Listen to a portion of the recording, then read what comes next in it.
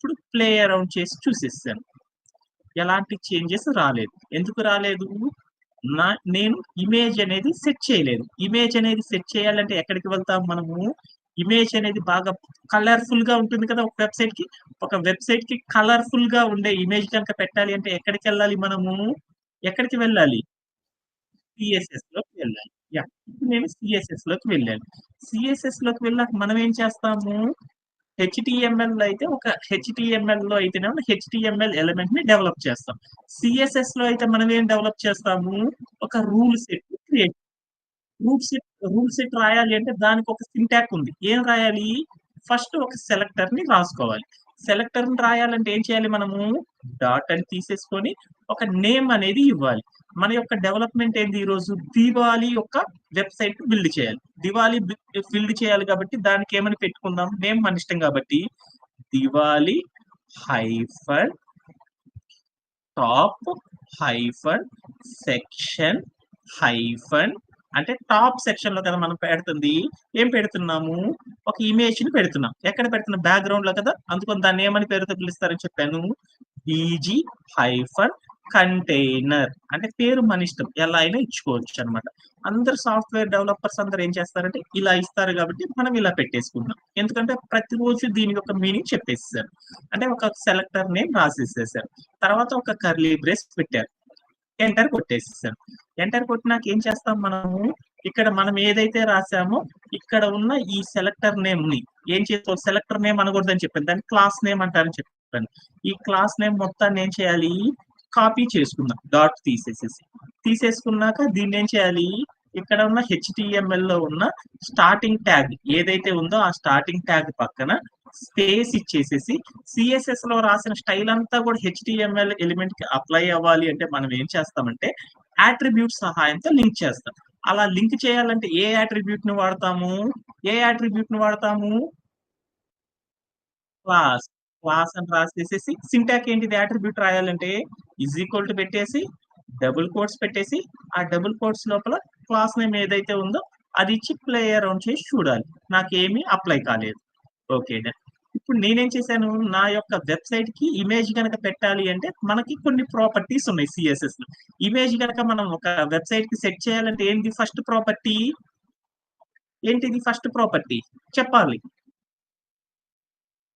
Background hyphen image అనే ఒక property రాసేసేసి, తర్వాత ఏం పెట్టాలి 2 చుక్కలు. అంటే దాన్నేమంటారు కాలమ్ పెట్టేసేసి, స్పేస్ ఇచ్చేసి, యూఆర్ఎల్ అనే వాల్యూ ఇచ్చేసి, తర్వాత రౌండ్ బ్రేసెస్ పెట్టి, ఆ రౌండ్ బ్రేసెస్ లోపల డబుల్ కోట్స్ పెట్టేసేసి, మనం ఏం చేయాలి? ఏం చేయాలి? మనం ఏ ఇమేజ్ అయితే పెడుతున్నామో ఆ యూఆర్ఎల్ కాపీ చేసేసుకొని, మన యొక్క కోడ్ ప్లే గ్రౌండ్‌కి వచ్చేసేసి మనం ఏం చేయాలి అంటే, ఈ కోడ్ ప్లే గ్రౌండ్‌లో ఎక్కడైతే ఉందో ఈ డబుల్ కోట్స్ మధ్యలో ఆ యూఆర్ఎల్‌ని పేస్ట్ చేయాలి. పేస్ట్ చేసేసి ఒకసారి ప్లే అరౌండ్ చేసి చూద్దాం. అగైన్ నాకు ఇమేజ్ అనేది రాలేదు. ఎందుకు రాలేదు? ఎందుకు రాలేదు? ఇమేజ్ అయితే లింక్ చేశానో లేదో చూద్దాం ఒకసారి. హెచ్‌టీఎంఎల్‌లోకెళ్ళి లింక్ చేశాను గూడా ఆల్రెడీ. కానీ నాకు రాలేదు. ఎందుకని? ఒక ఇమేజ్ అయితే సెట్ చేశానే గానీ, ఆ ఇమేజ్‌కి ఎంత హైట్‌లో ఉంటుందో నేను చెప్పలేదు. అందుకని నేనిప్పుడేం చేద్దాం, హైట్ అనే ఒక ప్రాపర్టీ వాడదాం. హైట్.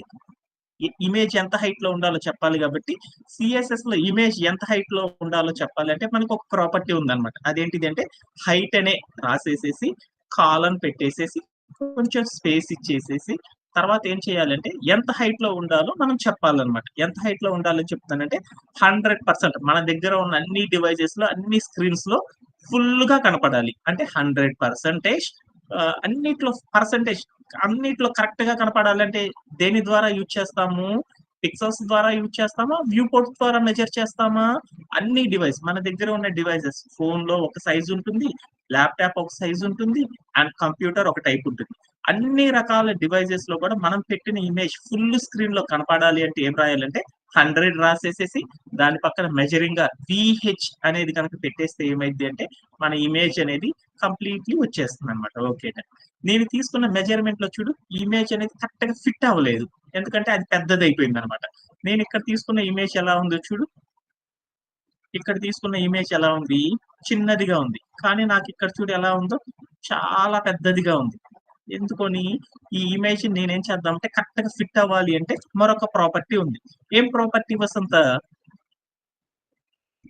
బ్యాక్‌గ్రౌండ్ ఆ! ఏంటిది?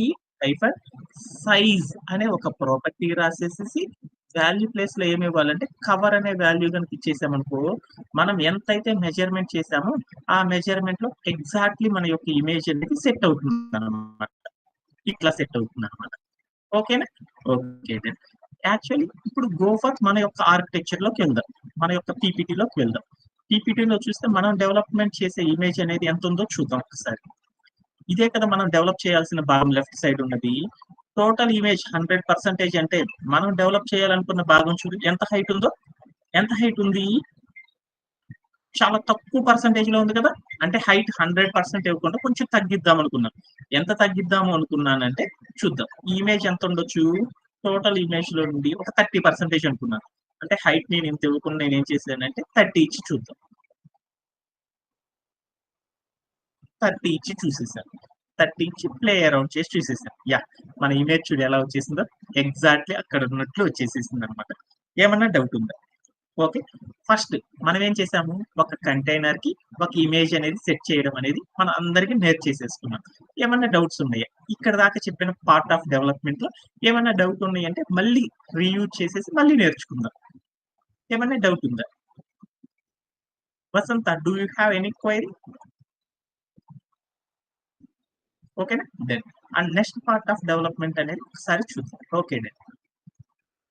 యాహ్! నెక్స్ట్ భాగం ఏంది అంటే, ఈ దివాళీ అనే టాప్ సెక్షన్ లోపల ఒక హెడ్డింగ్ అనే భాగాన్ని డెవలప్ చేయాలి.